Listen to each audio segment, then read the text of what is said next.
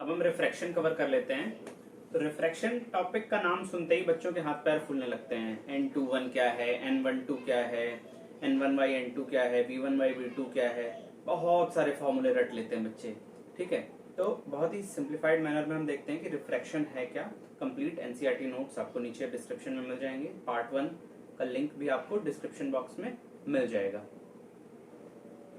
अब हम देख लेते हैं कि रिफ्रैक्शन का मतलब क्या है। तो रिफ्रैक्शन का सीधा सा मतलब है कि change in direction of light when it passes from one medium to other medium. Bending of light को रिफ्रैक्शन बोलते हैं। ठीक है, जब लाइट एक मीडियम से, अगर पहला मीडियम जो कि मान लो है एयर और दूसरा मीडियम है ग्लास, अगर लाइट एक मीडियम से दूसरे मीडियम में जाएगी तो उसका डायरेक्शन चेंज हो जाएगा, लाइट के पाथ में बेंडिंग होगी, क्योंकि हम इस चैप्टर में लाइट को एज अ रे कंसीडर कर रहे हैं। ठीक है, तो इस बेंडिंग के फिनोमेना को ही हम रिफ्रैक्शन बोलते हैं। और बेंडिंग कितनी हो रही है, किस एक्सटेंट तक बेंडिंग हो रही है, उसको मेजर करने के लिए हम रिफ्रैक्टिव इंडेक्स का यूज करते हैं। ठीक है, तो टाइप्स ऑफ मीडियम देख लेते हैं अब हम। ठीक है, दो टाइप के मीडियम होते हैं। एक होता है ऑप्टिकली रेयरर मीडियम, जिसकी की ऑप्टिकल डेंसिटी कम होगी। ठीक है, ऑप्टिकल डेंसिटी को नॉर्मल डेंसिटी से कंफ्यूज मत करना, बहुत ही शानदार कॉन्सेप्ट है, समझ लेते हैं। देखो यार, नॉर्मल डेंसिटी का मतलब क्या होता है। नॉर्मल डेंसिटी आपने पढ़ रखा होगा, मास बाय वॉल्यूम। ठीक है, यहाँ पे डिफरेंस है। ऑप्टिकल डेंसिटी का मतलब ये है कि density in terms of light. ठीक है, लाइट कितनी आसानी से ट्रेवल कर रही है किसी मीडियम में, इसको हम ऑप्टिकल डेंसिटी से रिप्रेजेंट करते हैं। तो दो टाइप के मीडियम है, एक है ऑप्टिकली रेयरर मीडियम और दूसरा है ऑप्टिकली डेंसर मीडियम। तो ऑप्टिकली रेयरर मीडियम को आप ऐसे समझो, डेफिनेशन लिखी उस पर मत जाओ। ऑप्टिकली रेयरर मीडियम का मतलब वो है ऐसा मीडियम जिसमें लाइट आसानी से ट्रेवल कर सके। रेयर है, रेयर मतलब आप ऐसे समझो कि आप एक हाईवे पे चल रहे हो, ठीक, और दूसरा केस कंसिडर करो कि आप एक नॉर्मल गली में चल रहे हो या अपने शहर की सड़क पे चल रहे हो। ठीक है, तो डेंसिटी कहाँ पे ज्यादा है, डेंसिटी ज्यादा है सड़क पे। हाईवे पे गाड़ियां कम मिलेंगी आपको, बट सड़क पे अगर आप नॉर्मल अपने शहर की सड़क या फिर गांव की सड़क पे देखोगे तो यार थोड़ा बिजी एरिया में जहाँ पे मार्केट वगैरह ज्यादा है तो वहां पे ट्रैफिक बहुत स्लो होता है। तो अपने आप को लाइट समझो, तो आप उस हाईवे पे तेज स्पीड में जा पाओगे या फिर उस सड़क पे तेज स्पीड में जा पाओगे जहां पे बहुत ज्यादा ट्रैफिक है। आप हाईवे पे तेज जा पाओगे क्योंकि वहां पे डेंसिटी कम है, वो रेयर है, ट्रैफिक की डेंसिटी कम है। ठीक, तो लाइट के लिए ऑप्टिकली रेयरर मीडियम कौन सा होगा, जहां पे लाइट तेजी से जा सके, जहां पे लाइट बेंड ना हो, जहां पे लाइट इजिली ट्रेवल कर सके, तो वो होगा ऑप्टिकली रेयरर मीडियम। और ऑप्टिकली डेंसर मीडियम वो होगा जहां पे लाइट को चलने में प्रॉब्लम हो। ठीक है, तो वहां पे लाइट की स्पीड कम होगी। ठीक, तो डेफिनेशन क्या लिखी है, a medium in which speed of light is more compare to other medium. अब ये ऑप्टिकली रेयरर मीडियम और ऑप्टिकली डेंसर मीडियम हमेशा किसी से कंपेयर करके ही लिखा जाएगा। क्यों, क्योंकि यार आप किसी भी मीडियम को, इस चीज को आप समझो, रिलेटिविटी का कॉन्सेप्ट आप समझो कि आप किसी भी चीज को ऑप्टिकली रेयरर नहीं बोल सकते। अगर आप बोल रहे हो कि यार ग्लास ऑप्टिकली रेयरर है, तो मैं कह दूंगा किसके कंपैरिजन में, वाटर के कंपैरिजन में तो ग्लास ऑप्टिकली रेयरर नहीं है। ठीक है, डायमंड के कंपैरिजन में ग्लास ऑप्टिकली रेयरर है। बट अगर मैं कह रहा हूं कि ग्लास ऑप्टिकली डेंसर है, ठीक, तो किसके कंपैरिजन में, वाटर के कंपैरिजन में डेंसर है। ठीक, वाटर में अगर लाइट ट्रेवल कर रही है तो आसानी से ट्रेवल कर जाएगी, बट अगर ग्लास में ट्रेवल कर रही है तो वो ट्रेवल नहीं कर पाएगी। तो ऑप्टिकल रेयरर मीडियम और ऑप्टिकली डेंसर मीडियम हमेशा किसी दूसरे मीडियम के कंपैरिजन में हम बोलेंगे।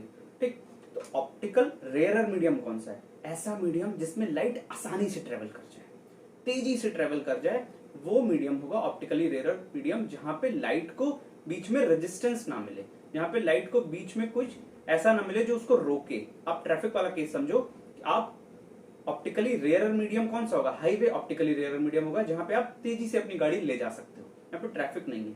ऑप्टिकली डेंसर मीडियम कौन सा होगा, जहां पे डेंसिटी ज्यादा, जहां पे ट्रैफिक ज्यादा। तो लाइट के लिए ऑप्टिकली डेंसर कौन सा होगा, जहां पे लाइट की स्पीड स्लो हो जाए। ठीक, अगर एग्जाम्पल की बात करूं तो कंपैरिजन कर लो।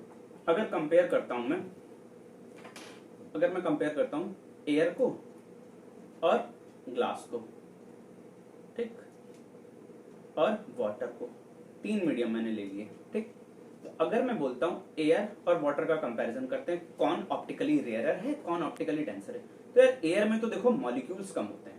ठीक, एयर में मॉलिक्यूल्स कम होते हैं तो लाइट आसानी से ट्रेवल कर जाएगी in comparison to water. Water में मॉलिक्यूल्स क्लोजली पैक्ड होते हैं ना, ये सब आपने छोटी क्लासेस में पढ़ा होगा कि सॉलिड्स में बहुत टाइटली पैक्ड होते हैं, लिक्विड में कम पैक्ड होते हैं और एयर में बहुत कम पैकिंग होती है मॉलिक्यूल्स की। तो जब लाइट ट्रेवल करेगी एयर में तो उसको कम मॉलिक्यूल्स मिलेंगे, उसको रोकने वाला कोई नहीं होगा, वो तेजी से ट्रेवल कर सकती है। वाटर में देखो अगर एयर के कंपैरिजन में तो लाइट की स्पीड थोड़ी कम हो जाएगी, ठीक है, क्योंकि वाटर में मॉलिक्यूल ज्यादा है। तो ऑप्टिकली रेयरर मीडियम कौन सा हुआ, एयर और वाटर को अगर हम कंपेयर कर रहे हैं तो ये हुआ रेयरर मीडियम और ये हुआ डेंसर मीडियम, अगर हम एयर और वाटर का कंपैरिजन कर रहे हैं। अब अगर हम वाटर और ग्लास का कंपैरिजन करें, अगर हम वाटर और ग्लास तो सॉलिड है, यहाँ पे डेंसिटी और ज्यादा है। डेंसिटी किसकी देखनी है, मॉलिक्यूल्स की डेंसिटी देखनी है और ये देखना है कि लाइट को चलने में प्रॉब्लम हो रही है या फिर वो स्पीड में ट्रेवल कर जा रही है। तो वाटर और ग्लास में अगर हम देखें तो अगर लाइट को वाटर में ट्रेवल करना है और ग्लास में ट्रेवल करना है तो वाटर में आसानी से ट्रेवल करेगी क्योंकि यहाँ पे डेंसिटी कम है। तो वाटर हो जाएगा अब ऑप्टिकली रेयरर मीडियम और ग्लास हो जाएगा ऑप्टिकली डेंसर मीडियम। तो ये छोटा सा कॉन्सेप्ट है ऑप्टिकल डेंसर मीडियम और optically rarer medium. Rarer medium जिसमें लाइट तेजी से ट्रेवल करेगी, मॉलिक्यूल्स कम होंगे। डेंसर मीडियम जिसमें लाइट स्लोली ट्रेवल करेगी, मॉलिक्यूल्स ज्यादा होंगे। अब हम देख लेते हैं rules for refraction of light.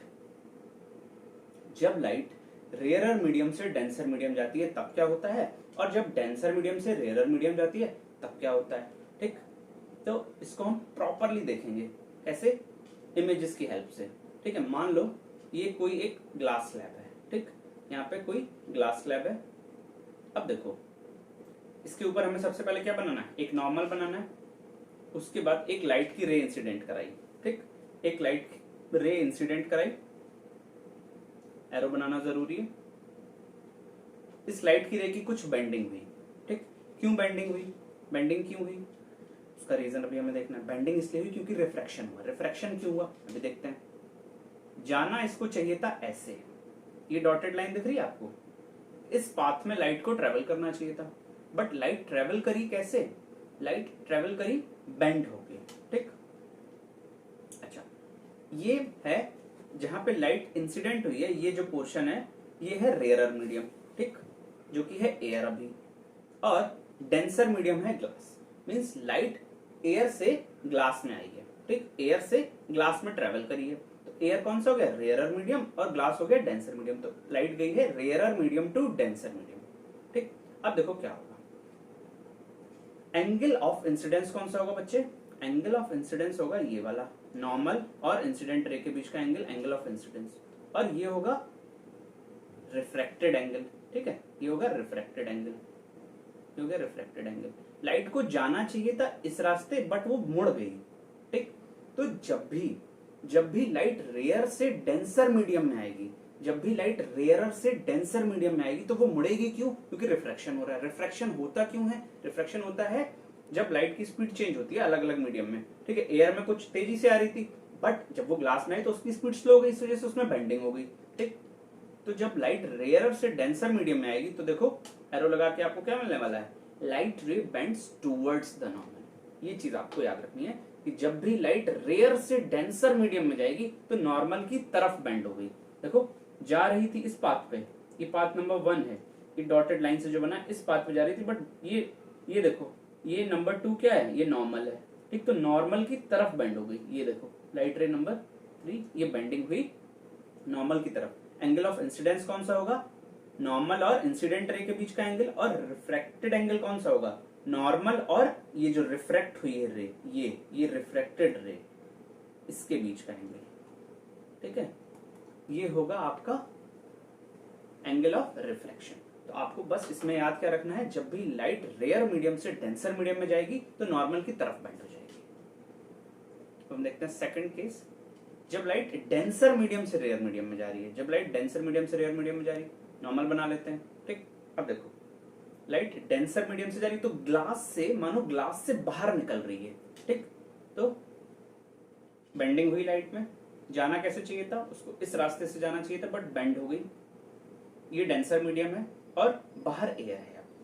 अब पहले एयर से, एयर मतलब ऐसे नॉर्मल एनवायरनमेंट से ग्लास में एंटर करी थी, पहले रेयर टू डेंसर था, अब ग्लास से बाहर निकल रही है तो डेंसर टू रेयर है, ठीक। और एक नॉर्मल हमें बनाना जरूरी है। तो अब क्या होगा देख लेते हैं, ये हमारी इंसिडेंट रे है, ये हमारा एंगल ऑफ इंसिडेंस है। एंगल ऑफ रिफ्रैक्शन क्या होगा बेटा? नॉर्मल और रिफ्रैक्टेड रे के बीच का एंगल। ये रिफ्रैक्टेड रे है, ये रिफ्रैक्टेड रे है, ठीक। तो नॉर्मल और रिफ्रैक्टेड रे के बीच का एंगल ये हो गया, ठीक। तो ये हो गया एंगल ऑफ रिफ्रैक्शन। अच्छा, तो जब भी लाइट डेंसर मीडियम से रेयरर मीडियम में जाएगी तो लाइट नॉर्मल से अवे बेंड होगी। देखो ये नॉर्मल है, ये नॉर्मल है, इसको जाना इस रास्ते से चाहिए था। ये नंबर 1 है इंसिडेंट रे, नंबर 2 है इस रास्ते से इसको जाना चाहिए था, बट जा रही है थर्ड वाले रास्ते से। देखो नॉर्मल से दूर हो गई, ठीक है। नॉर्मल से दूर आप कैसे शो करोगे? अगर ये नॉर्मल है, ये इंसिडेंट रे है, ठीक, तो इसको जाना चाहिए था इस रास्ते, बट ये कुछ ऐसे चली जाए, ठीक। तब ये बोलेंगे हम नॉर्मल से दूर हो गई। तो दो चीजें आपने सीखी, rarer to denser, rarer to denser. R D. Sharma पढ़ते हो आप, ठीक। तो आर.डी. रेयरर टू डेंसर, देखो ट्रिक बता रहा हूं, रेयरर टू डेंसर तो टुवर्ड्स, आर.डी. के टुवर्ड्स जाना है आपको, आर.डी. शर्मा के टुवर्ड्स आपको जाना है अगर मैथ्स में अच्छे मार्क्स चाहिए, ठीक है। तो बस ये चीज याद रख लो, दूसरी तो अपने आप उसके अपोजिट हो जाएगी, ठीक। D2R क्या हो जाएगा? अबे, ठीक। तो आर.डी. शर्मा के पास जाना है आपको अगर मैथ्स में अच्छे मार्क्स चाहिए, तो आर.डी. के टुवर्ड्स, आर.डी. शर्मा के टुवर्ड्स, तो नॉर्मल के टुवर्ड्स, जब रेयरर टू डेंसर तो R2D टुवर्ड्स द नॉर्मल। ये चीज याद कर लो। दूसरा R2D, पहला R2D है तो दूसरा D2R हो जाएगा, पहला टुवर्ड्स तो दूसरा अपने आप आगे हो जाएगा। बस एक चीज आपको याद रखनी कि आर.डी. शर्मा के पास जाना है आपको, ठीक। आर.डी. के टुवर्ड्स तो नॉर्मल के टुवर्ड्स जब रेयरर टू डेंसर, ठीक है। अब देखो लॉज ऑफ रिफ्रैक्शन देख लेते हैं अब हम। सबसे पहला लॉ, जैसे कि हमने रिफ्लेक्शन में पढ़ा था कि इंसिडेंट रे, रिफ्रैक्टेड रे और नॉर्मल जो है वो सारी सेम प्लेन में लाया करती हैं। दूसरा लॉ इंपॉर्टेंट है, ratio of sine of angle of incidence. देखो एंगल ऑफ इंसिडेंस क्या है? एंगल ऑफ इंसिडेंस है ये, ठीक, और एंगल ऑफ रिफ्लेक्शन ये। तो जो इनका साइन होगा, मान लो sign of I upon sign of R, इसकी वैल्यू हमेशा एक कांस्टेंट आएगी, इसकी वैल्यू हमेशा एक कांस्टेंट आएगी। और ये जो कांस्टेंट होता है इसी को बोला जाता है रिफ्रैक्टिव इंडेक्स, इसी को बोला जाता है रिफ्रैक्टिव इंडेक्स, ठीक। कांस्टेंट कैसे आएगी इसको समझ लो। मान लो साइन आई इंसिडेंट हुई 30 डिग्री एंगल से, ठीक। मान लो इंसिडेंट हुई 30 डिग्री एंगल से और रिफ्लेक्ट हो रही है, मान लेते हैं हम कि 45 डिग्री एंगल से, ठीक। तो sine i by sine r की कुछ वैल्यू आएगी। अगर मान लिया कि इंसिडेंस एंगल हो गया 60 डिग्री तो साइन 60 लिख देंगे, और ये भी हो गया, मान लो कुछ हो गया 75 हो गया, ठीक। तो नीचे 75 आएगा। तो दोनों का जब भी आप रेशियो करोगे, अगर आप इंसिडेंस की वैल्यू चेंज करोगे तो रिफ्रैक्शन की वैल्यू भी चेंज होगी। तो जब भी दोनों का आप रेशियो लोगे तो हमेशा एक फिक्स्ड वैल्यू आपको मिलने वाली है। ये है लॉ ऑफ रिफ्लेक्शन, जिसको कि हम स्नेल्स लॉ ऑफ रिफ्रैक्शन भी बोलते हैं, ठीक है। ये जो वैल्यू कांस्टेंट होती है इसको हम रिफ्रैक्टिव इंडेक्स बोलते हैं। देखो refractive index is equals to sine of angle of incidence upon sign of angle of refraction. अब बहुत ही प्यारा टॉपिक है रिफ्रैक्टिव इंडेक्स। क्या है? सब बच्चे कंफ्यूज, बस रट लिया refractive index n by c y v, ये वो फलाना ढीका, पता नहीं कौन कौन से फॉर्मूले पढ़ लिए, ठीक है। एग्जाम में गए तो सब कंफ्यूज। देखो रिफ्रैक्टिव इंडेक्स मैंने आपको क्या बताया था? रिफ्रैक्टिव इंडेक्स ये बताता है कि जो लाइट की बेंडिंग हो रही है ना वो कितनी हो रही है, इसको वो बताता है, ठीक।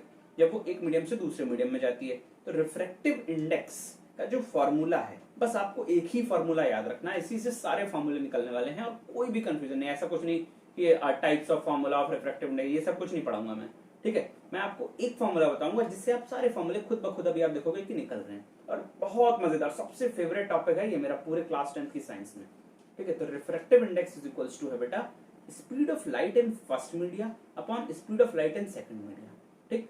जैसे कि अभी हमने पहला जो टॉपिक किया था, थोड़ा अगर मैं बैक जाता हूं, मान लो ये इस केस को ले लो, तो एक मीडियम क्या है?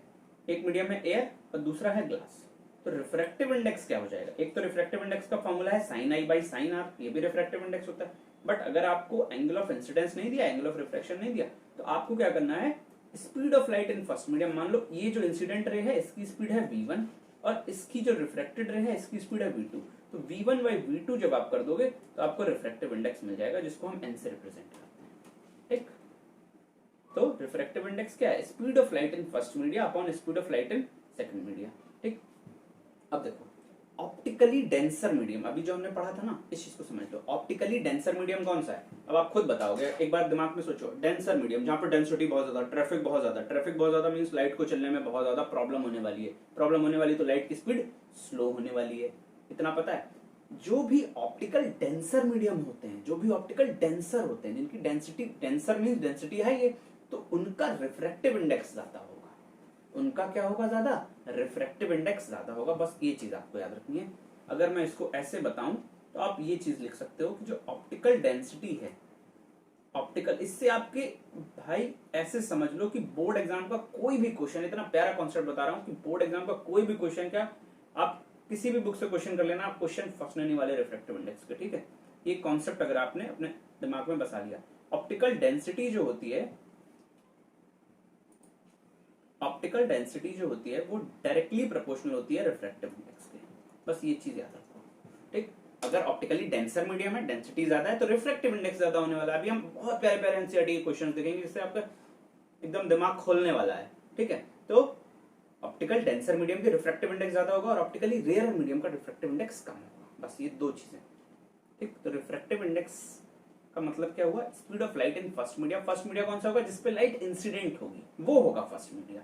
ठीक, जिससे लाइट बाहर निकलेगी वो होगा सेकंड मीडिया। ठीक है, तो रीजन ऑफ रिफ्रैक्शन क्या होता है? रीजन ऑफ रिफ्रैक्शन होता है कि जो रिफ्रैक्शन ऑफ लाइट होता है वो होता है इस वजह से है क्योंकि लाइट की जो स्पीड होती है वो अलग अलग मीडियम में अलग अलग होती है।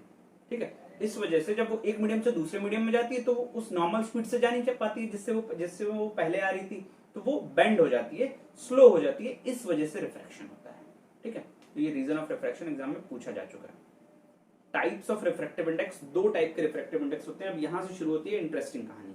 ठीक है, टाइप्स ऑफ रिफ्रैक्टिव इंडेक्स, इसमें सबसे ज्यादा कंफ्यूजन। एक होता है एब्सोल्यूट रिफ्रैक्टिव इंडेक्स और दूसरा होता है रिलेटिव रिफ्रैक्टिव इंडेक्स। कोई इधर उधर की बातें नहीं बताऊंगा, एकदम सॉलिड बात बताऊंगा। एब्सोल्यूट रिफ्रैक्टिव इंडेक्स, दूसरा होता है relative refractive index. Absolute refractive index का मतलब होता है कि जब पहला मीडियम एयर या वैक्यूम, वैक्यूम मींस जहां पे कोई मॉलिक्यूल्स प्रेजेंट नहीं होते, यहां से अगर पहला मीडियम एयर है या वैक्यूम है तो जो रिफ्रैक्टिव इंडेक्स की वैल्यू आएगी उसको बोलते हैं एब्सोल्यूट रिफ्रैक्टिव इंडेक्स, या फिर नॉर्मली आप उसको सिर्फ रिफ्रैक्टिव इंडेक्स भी बोल सकते हो। रिफ्रैक्टिव इंडेक्स का मतलब एब्सोल्यूट रिफ्रैक्टिव इंडेक्स। ठीक, अगर कोई नॉर्मली बोल रहा है कि यार रिफ्रैक्टिव इंडेक्स बताओ ग्लास का, इसका मतलब वो एब्सोल्यूट रिफ्रैक्टिव इंडेक्स पूछ रहा है। ठीक, तो एब्सोल्यूट रिफ्रैक्टिव इंडेक्स होता कब है?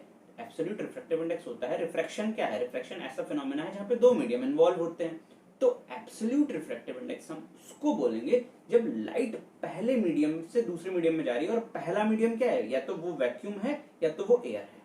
ठीक, अब देखो ये वाला केस हमने पढ़ा था अभी पहले, रेयर मीडियम से डेंसर मीडियम में जा रही है।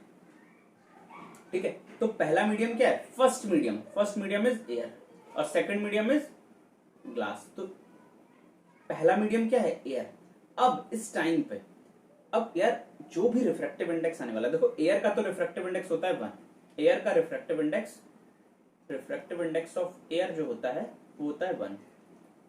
ठीक, रिफ्रैक्टिव इंडेक्स ऑफ एयर होता है 1। इसको डब्बे में बंद कर लो। ठीक, अब अगर हमें ग्लास का रिफ्रैक्टिव इंडेक्स अगर चाहिए, ठीक, ग्लास का रिफ्रैक्टिव इंडेक्स चाहिए तो वो एब्सोल्यूट रिफ्रैक्टिव इंडेक्स होगा। क्यों? क्योंकि ग्लास में लाइट एंटर कर रही है एयर से। ठीक, अगर ग्लास में लाइट एंटर कर रही होती वाटर से तो हम रिलेटिव रिफ्रैक्टिव इंडेक्स निकालेंगे, जो कि आगे पढ़ने वाले हम। अब देखो रिफ्रैक्टिव इंडेक्स का एक ही फॉर्मूला मैंने बताया आपको, speed of light in first media upon speed of light in second media. Simple concept. तो अब देखो, तो रिफ्रैक्टिव इंडेक्स क्या हो जाएगा? लाइट इन एयर, क्योंकि फर्स्ट मीडियम क्या है? एयर। सेकंड मीडियम क्या है? कोई भी मीडियम हो सकता है, जो भी है, तो हम लिख देंगे लाइट इन सेकंड मीडियम या सिर्फ मीडियम। ठीक, तो speed of light in air क्या होती है बेटा? सी बोलते हैं ना उसको हम। तो रिफ्रैक्टिव इंडेक्स का फॉर्मूला क्या हो गया? रिफ्रैक्टिव इंडेक्स को हम n से रिप्रेजेंट करते हैं, स्मॉल n से। ठीक है, या फिर हम उसको n2 से भी रिप्रेजेंट कर सकते हैं क्योंकि वो सेकंड मीडियम का रिफ्रैक्टिव इंडेक्स है। फर्स्ट मीडियम तो एयर है, उसका तुम्हें पता है 1, सेकंड मीडियम का इसलिए n2। या फिर अगर ये ग्लास है तो आप Ng भी लिख सकते हो। ठीक, अगर ये ग्लास है तो आप Ng लिख दो, तो वो क्या हो जाएगा? C/V। एक ही फॉर्मूला है, speed of light in first media upon speed of light in second media. तो फर्स्ट मीडिया लाइट की स्पीड क्या है? फर्स्ट मीडिया क्या है? एयर। और एयर में एयर बोलो या वैक्यूम बोलो, उसमें लाइट की स्पीड क्या होती है 3 इंटू 10⁸ मीटर पर सेकंड। ठीक, वैसे एयर का 1.03 होता है बट हम 1 ही कंसिडर करते हैं। Speed of light in vacuum क्या होती है 3 इंटू 10⁸ मीटर पर सेकंड। तो आपको अगर रिफ्रैक्टिव इंडेक्स पूछ दिया, अगर मैंने आपसे पूछा बेटा ग्लास का रिफ्रैक्टिव इंडेक्स बताओ, तो आप पूछोगे सर किसके रिस्पेक्ट में। यार अगर मैंने पूछा ग्लास का बताओ, इट मींस कि वो एयर के ही रिस्पेक्ट में पूछा है, तो एयर के रिस्पेक्ट में जब होता है रिफ्रैक्टिव इंडेक्स उसको हम एब्सोल्यूट रिफ्रैक्टिव इंडेक्स बोल देते हैं।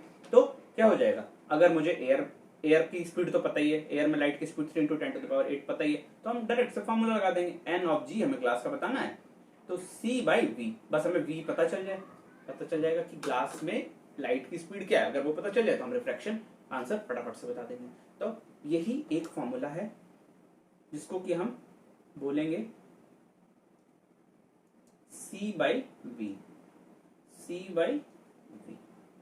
आई होप आपको ये चीज समझ में आ गई होगी। एब्सोल्यूट रिफ्रैक्टिव इंडेक्स का फॉर्मूला, एब्सोल्यूट रिफ्रैक्टिव इंडेक्स कब होगा, जब लाइट एयर से किसी मीडियम में जाए तो उस मीडियम का रिफ्रैक्टिव इंडेक्स निकालना है, सी बाई उस मीडियम में जो लाइट की स्पीड है वी। खत्म। अब आता है रिलेटिव रिफ्रैक्टिव इंडेक्स। ठीक है, कितना मजेदार टॉपिक है।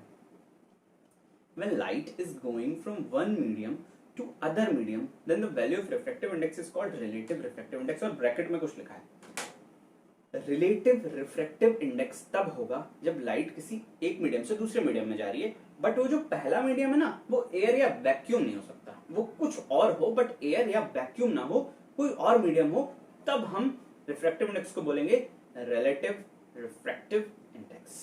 I hope this is gonna help you. ठीक है, हमें पता है क्या speed of light in first media by speed of light in second media, ये होता है रिफ्रैक्टिव इंडेक्स का फॉर्मूला। ठीक, ये होता है रिफ्रैक्टिव इंडेक्स का फॉर्मूला, ये आपको अभी तक समझ में आ गया होगा। अब यहाँ पे कुछ टर्म्स समझ लो।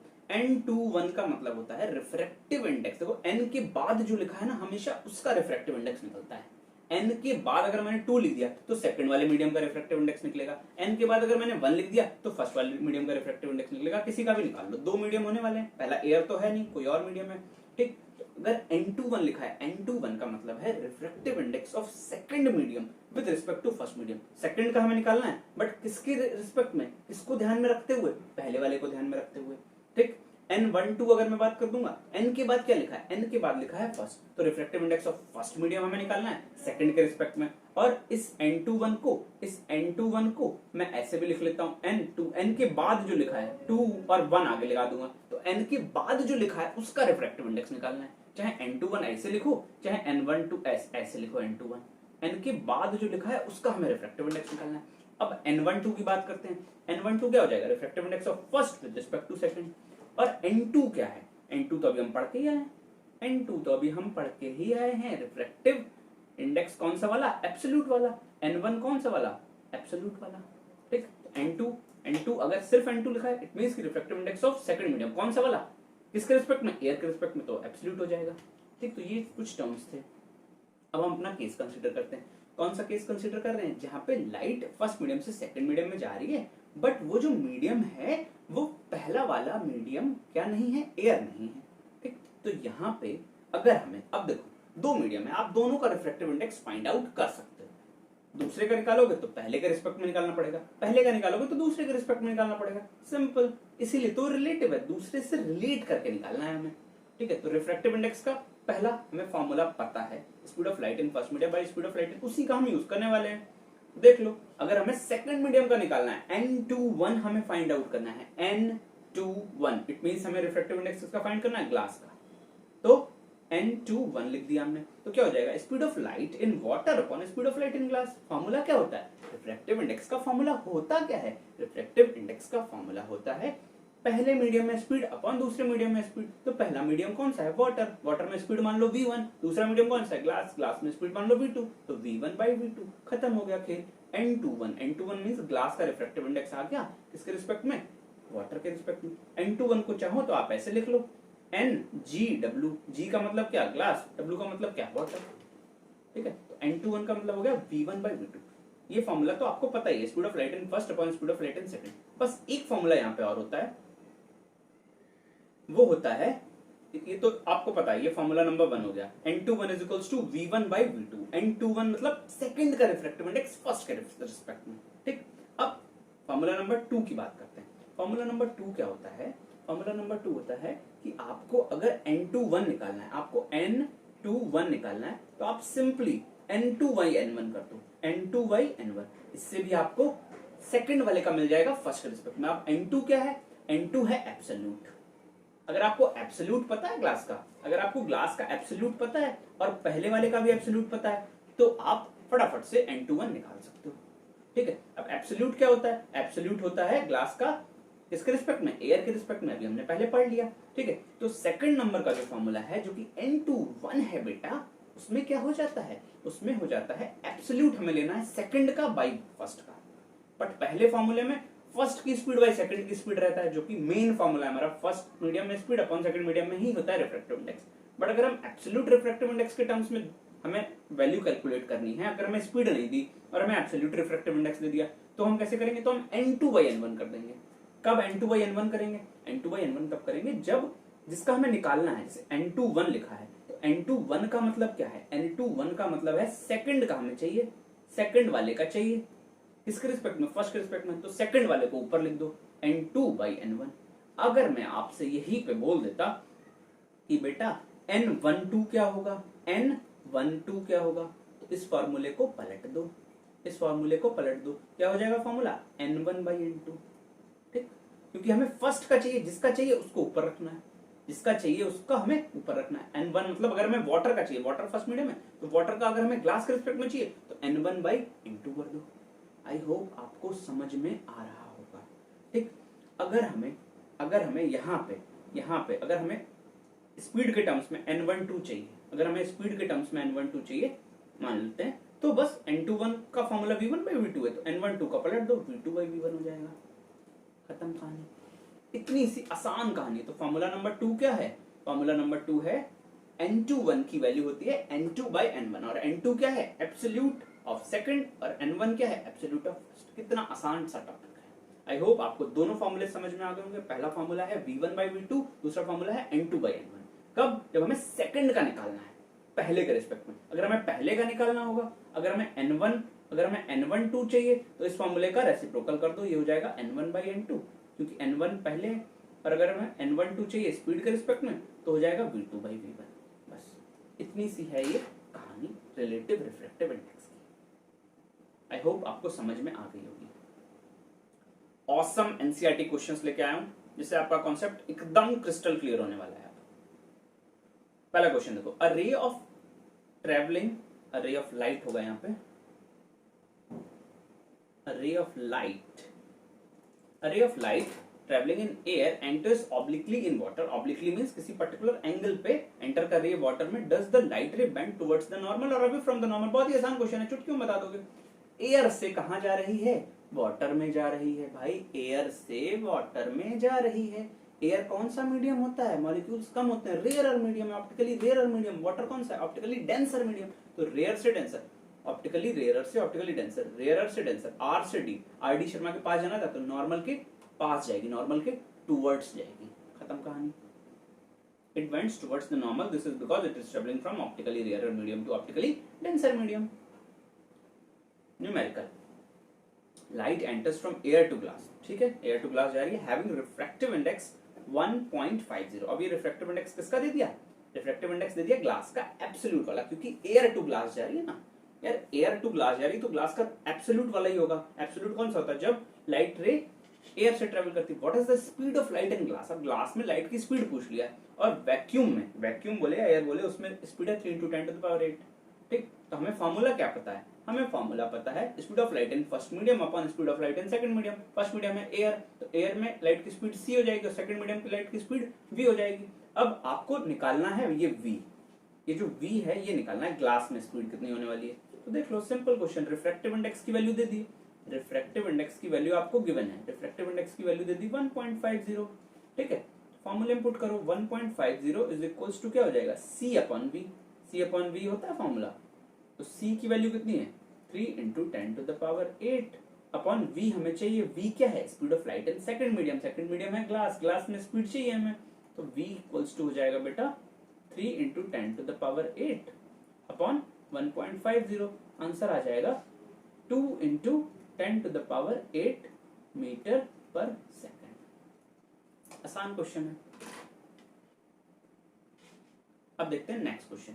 Find out from table the medium having. इस टाइप के क्वेश्चन बहुत पूछे जाने वाले हैं। अगर कॉन्सेप्ट रिफ्लेक्शन का हिला हुआ है नहीं कर पाओगे। कॉन्सेप्ट आता है, कितना भी मुश्किल क्वेश्चन दे दे आप कर लोगे, चुटकी में कर लोगे। ठीक, कॉन्सेप्ट बस एकदम पक्का होना चाहिए, हिला हुआ नहीं होना चाहिए। एक टेबल दे देंगे, ये table they the, the medium having highest optical density, also find the medium with lowest optical density. बच्चों वाला क्वेश्चन, अगर आप ये वीडियो पूरा देख चुके हैं तो खत्म, कुछ है ही नहीं भैया। रिफ्रैक्टिव इंडेक्स दे रखा है। अब रिफ्रैक्टिव इंडेक्स जिसका ज्यादा होता है, अभी हमने आपको बताया था कि ऑप्टिकल डेंसिटी जो होती है, ऑप्टिकल डेंसिटी जो होती है वो डायरेक्टली प्रोपोर्शनल होती है रिफ्रैक्टिव इंडेक्स के। तो जिसका रिफ्रैक्टिव इंडेक्स ज्यादा होगा उसकी ऑप्टिकल डेंसिटी ज्यादा होगी, जिसका रिफ्रैक्टिव इंडेक्स सबसे कम होगा उसकी ऑप्टिकल डेंसिटी सबसे कम होने वाली है। खेल खत्म हो गया, कुछ बचा ही नहीं क्वेश्चन में। आंसर क्या होने वाला है? आंसर क्या होने वाला है? पहले तो आप ये चीज समझ लो कि हाई रिफ्रैक्टिव इंडेक्स मतलब हाई ऑप्टिकल डेंसिटी। ठीक, यही चीज तो मैं आपको बता रहा था। ये चीज आप अपने कॉपी में एक डब्बा बना के लिख लो कि हाई रिफ्रैक्टिव इंडेक्स का मतलब होता है ऑप्टिकल डेंसिटी हाई है, और जब ऑप्टिकल डेंसिटी हाई है, ट्रैफिक हाई है, तो स्पीड तो स्लो होनी होनी है। ठीक है, ट्रैफिक वाला एग्जांपल दिमाग में रखो। लो रिफ्रैक्टिव इंडेक्स है तो लो ऑप्टिकल डेंसिटी होनी है और स्पीड ऑफ लाइट हाई होनी है। तो आंसर क्या हो जाएगा? हाईएस्ट ऑप्टिकल डेंसिटी किसकी होने वाली है? डायमंड की। डायमंड की, क्योंकि डायमंड का रिफ्रैक्टिव इंडेक्स सबसे ज्यादा है। और लोएस्ट ऑप्टिकल डेंसिटी किसकी होने वाली है? एयर की, क्योंकि एयर का रिफ्रैक्टिव इंडेक्स सबसे कम है। That's it, simple question. यही क्वेश्चन फिर से है। You are given kerosene, turpentine and water. Kerosene आपको ढूंढना है इस टेबल में। ये रहा केरोसिन 1.44 रिफ्रैक्टिव इंडेक्स, टर्पेंटाइन ये रहा टर्पेंटाइन, और वाटर ये रहा, कहाँ रहा वाटर, ये रहा 1.33। ठीक, ये तीन है। पूछ रहा है in which of these does the light travel faster. ये सब एनसीईआरटी के क्वेश्चन है, बच्चों के समझ में नहीं आते हैं, बस ये कॉन्सेप्ट आपको आना चाहिए। Simple question, in which of these does the light travel fastest. इनमें से लाइट सबसे फास्ट किसमें ट्रेवल करेगी? Use the information given in the table. तो यार लाइट सबसे फास्ट किसमें ट्रेवल करती है? सबसे फास्ट ट्रेवल करती है ऑप्टिकली रेयरर मीडियम में। ऑप्टिकली रेयरर मीडियम होगा, भीड़भाड़ बिल्कुल नहीं होगी, लाइट ट्रेवल कर जाएगी फास्टेस्ट। तो ऑप्टिकली रेयरर मीडियम होने की निशानी क्या है? ऑप्टिकली रेयरर मीडियम होने की निशानी है कि उसका रिफ्रैक्टिव इंडेक्स सबसे कम होना चाहिए, उसका रिफ्रैक्टिव इंडेक्स सबसे कम होना चाहिए। अब आप समझ लो, अब आप समझ लो, तो रिफ्रैक्टिव इंडेक्स सबसे कम किसका है? वाटर का। तो वाटर में लाइट सबसे फास्ट ट्रेवल करेगी। Answer is water. I think there are two more questions. What is the meaning of the line that refractive index of water is equal to 1.33? इस line का मतलब क्या है? इस लाइन का मतलब क्या है? चुटकियों में बता दोगे कि इस लाइन का मतलब है कि रेशियो जो है refractive index of water is equal to, यहाँ पे कोई भी रिलेटिव इसके रिस्पेक्ट में, फलाने के रिस्पेक्ट में कुछ नहीं बताया। इसका मतलब किसके रिस्पेक्ट में है मेरे भाई? इसका मतलब है एयर के रिस्पेक्ट में। ठीक है, इस लाइन का मतलब क्या होगा कि रिफ्रैक्टिव इंडेक्स ऑफ वाटर जो है वो 1.33 है। रिफ्रैक्टिव इंडेक्स ऑफ वाटर जो है NW जो है वो 1.33 है। तो इस लाइन का मतलब क्या होगा? क्या ये यही बताएगी कि C/V इज इक्वल्स टू 1.33? ठीक, इसका मतलब कि the ratio of speed of light in air to speed of light in water is equal to 1.33। यही बात तो बताएगी है। और दूसरी बात क्या बताएगी? ये तो बात आसान है, ये तो आप फॉर्मूले देख के बता दोगे कि ratio of speed of light in air upon speed of light in water is 1.33। ये तो आप बता दोगे। दूसरी बात, अगर आपसे दूसरे घुमा के पूछ लिया, इसका मतलब क्या ये भी है कि the light travels 1.33 times faster in air than water.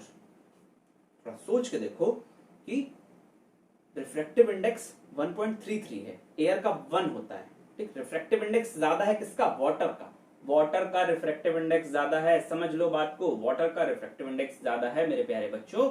इसका मतलब वाटर की ऑप्टिकल डेंसिटी भी ज्यादा है एयर से। ऑप्टिकल डेंसिटी ज्यादा है तो लाइट की स्पीड क्या होने वाली है? स्लो। खत्म कहानी। इसका मतलब कि 1.33 टाइम्स फास्टर है लाइट एयर में than water. What is the meaning of same question? Diamond is equal to 2.42। आप बता दोगे कि speed of light in air to diamond का जो रेशियो है वो 2.42 है। और इसका मतलब ये भी है कि जो लाइट है वो ट्रेवल करेगी एयर में 2.242 times faster then in diamond, क्योंकि डायमंड की ऑप्टिकल डेंसिटी ज्यादा है, रिफ्रैक्टिव इंडेक्स ज्यादा है। रिफ्रैक्टिव इंडेक्स ज्यादा है जब, इसका मतलब उसमें लाइट स्लो ट्रेवल करेगी। आई होप आपको प्रॉपरली रिफ्रैक्शन समझ में आ गया होगा।